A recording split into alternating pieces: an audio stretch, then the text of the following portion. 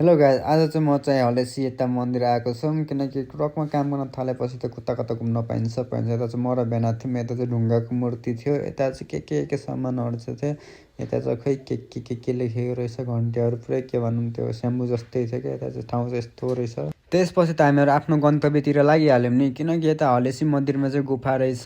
त्यही भएर चाहिँ हामी यता गइरहेको छौँ। यहाँ चाहिँ फेरि के भन्छ, यो दियो चाहिँ खत्रै बनाएको रहेछ क्या, किनकि यहाँ पूजाहरू गर्छ नि त। यता चाहिँ सङ बजाउन आएको मान्छे सङ्खै पुग्न नसकेको ल हेर्नु।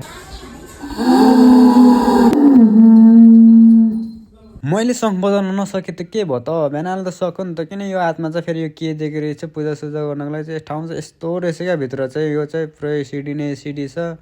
मान्छेहरू चाहिँ टन्नै आउँछ फेरि घुम्नलाई। यहाँ चाहिँ कता कताबाट घुम्नलाई चाहिँ आउँछ। ल हेर्नु है त तपाईँहरू पुरै भिडियो।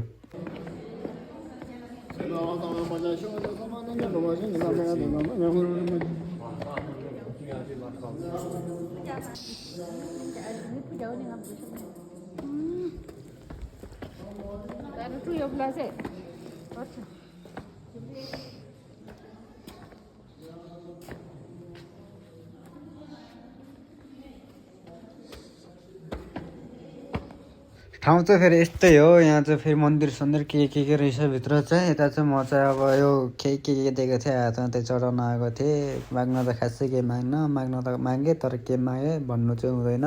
यो चाहिँ कपडा चाहिँ यहाँ गाँठो साठो पारेर बाँधिसक्यो। हातमा चाहिँ अगरबत्ती बचेको थियो। यसलाई चाहिँ अब लाइटरै नभएपछि त के गरौँ नगरौँ भनेर हातमै लिएर चल्दिएको म चाहिँ। यता चाहिँ फेरि गुफा चाहिँ यस्तो रहेछ, माथिबाट हेर्दा चाहिँ यस्तो देखिन्छ। भित्रबाट हेर्दाखेरि चाहिँ गुफा चाहिँ फेरि यस्तो छ, खत्रै छ गुफा चाहिँ। आउने बेलामा त सजिलै लाग्यो, अब चढ्ने बेलामा चाहिँ लास्टै दुःख पायो। खुट्टा दुखेर हैरानै भएको थिएँ, फ्यार फुप्फु परेर। सिडी चाहिँ फेरि यत्रो तल थियो चढ्नु पर्ने माथि चाहिँ।